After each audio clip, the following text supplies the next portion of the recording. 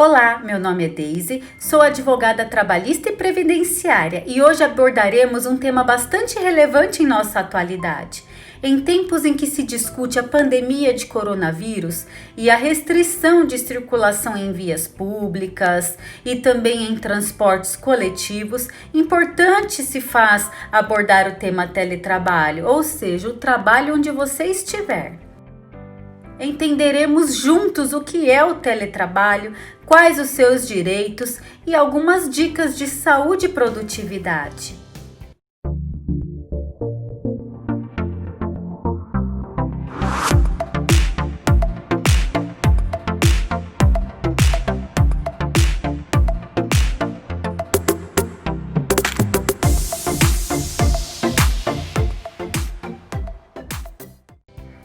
O trabalho na história humana passou por diversos períodos. Na pré-história, a ocupação principal das pessoas era prover os alimentos e a segurança para o lar, seja colhendo frutos, caçando animais. Na Idade Média, a segurança dos feudos permitiram a produção de excedentes que eram dados ao senhor feudal em troca de segurança.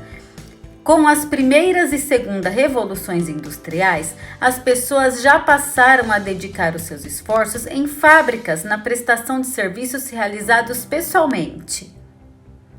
Atualmente, durante a quarta revolução industrial, a revolução tecnológica, o trabalho está passando por transformações novamente, e uma das novidades é a popularização do teletrabalho, o trabalho realizado longe da empresa. O que é teletrabalho? A previsão legal para o teletrabalho aparece no artigo 6º da Consolidação das Leis do Trabalho, CLT, que afasta as distinções entre o trabalho realizado no estabelecimento do empregador, o executado no domicílio do empregado e o realizado à distância, desde que estejam caracterizados todos os pressupostos da relação de emprego. O parágrafo único do dispositivo, introduzido em 2011, estabelece que os meios telemáticos e informatizados de comando, controle e supervisão se equiparam para os fins de subordinação jurídica aos meios pessoais e diretos de comando, controle e supervisão do trabalho alheio.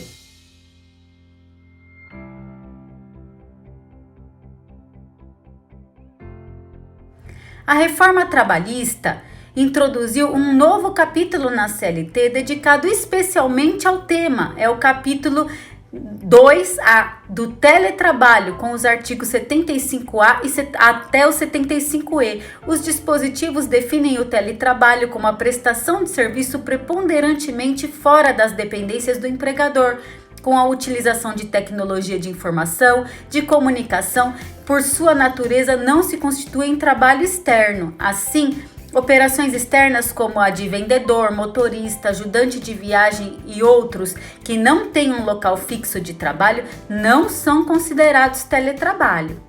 De acordo com o texto, embora o trabalho seja realizado remotamente, não há diferenças significativas em relação à proteção ao trabalhador.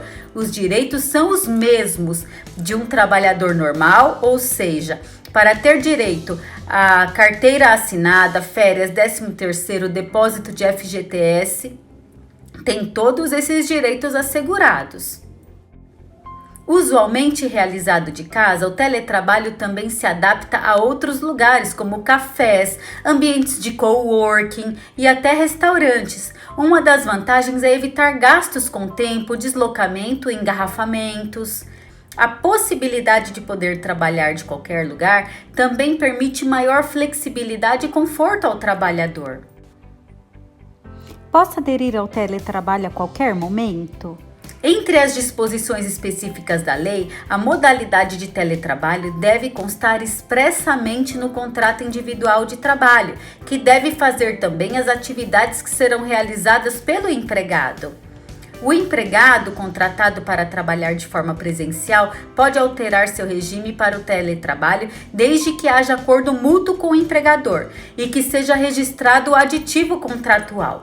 O contrário também é possível. O empregador pode requerer o trabalho presencial, garantido o prazo mínimo de transição de 15 dias. Essa modalidade também pode ser disposta por convenção coletiva. No caso de uma situação de emergência eventual, no entanto, como no caso atual da pandemia do coronavírus, a adoção do trabalho remoto é temporária e pode prescindir de algumas etapas formais, desde que respeitados os limites estabelecidos na legislação trabalhista e no contrato de trabalho. Embora o empregado esteja trabalhando de casa, o local contratual da prestação de serviço continua sendo a empresa. E o equipamento, quem custeia? Em relação ao equipamento a ser utilizado e a respectiva infraestrutura do trabalho, o contrato de trabalho deve prever de quem deverá ser a responsabilidade de prover tais equipamentos. A única disposição específica é que, se forem fornecidos pelo empregador, os equipamentos não podem ser considerados como remuneração do empregado. Como fazer o controle da jornada? O teletrabalho também foi incluído na exceção do regime de jornada de trabalho do artigo 62 da CLT, ou seja, devido à dificuldade de controle, não há direito a pagamento de horas extras, adicionais noturnos, etc. Entretanto, de acordo com alguns precedentes do TST, se houver meio de controle patronal da jornada, é possível sim reconhecer os adicionais. Dicas de ergonomia e saúde.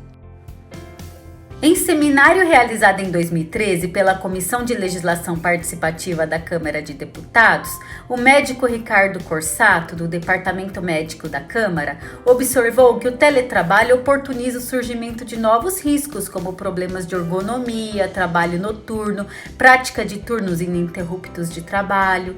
No mesmo sentido, o especialista em produtividade, Christian Barbosa, também chamou a atenção para a ergonomia. Na visão dele, preparar o ambiente é essencial para a produtividade e isso inclui uma mesa, uma cadeira ergonômica e boa iluminação. É importante, segundo ele, ter um espaço dedicado para o trabalho. Outro alerta é o cuidado com os olhos. Para isso, recomendou filtros de luz azul, prática de exercícios oculares e cuidado com horários após as 19 horas.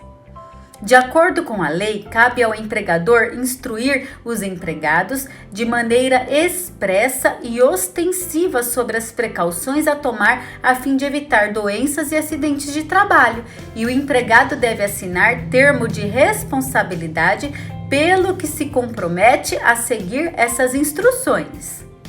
A saúde no contexto trabalhista pode ensejar indenizações e até afastamentos, de modo que é um assunto a ser tratado com muito cuidado e muita cautela. Dicas de ergonomia e saúde. Vou deixar algumas dicas para uma rotina produtiva. Para quem tem filhos, a sugestão é definir horários para dar atenção aos pequenos, de preferência à noite. Criar atividades para ocupá-los, definir momentos de pausas e revezamentos. Outra estratégia é manter horários regulares para se dedicar à casa, ao escritório, refeições. Rotina é essencial para a produtividade e é preciso ter pausas durante o expediente. O processo de pausar tem efeito físico e mental. Ele dá um descanso de cognição para retomar o rendimento inicial. Planejamento também é fundamental. Para isso, sugerimos o uso de post-its, como planejamentos visuais, a criação de planos para os próximos 3 dias, a percepção sobre seus horários de melhor produtividade e o estabelecimento de limite de número de atividades no dia. Como lidar com o chefe? Alinhe com ele as prioridades da semana, reforce prazos, gere valor para a empresa de forma a desempenhar satisfatoriamente as suas funções, cumprindo com os cronogramas determinados. Dúvidas a respeito do teletrabalho? Procure um profissional de sua confiança. Obrigada!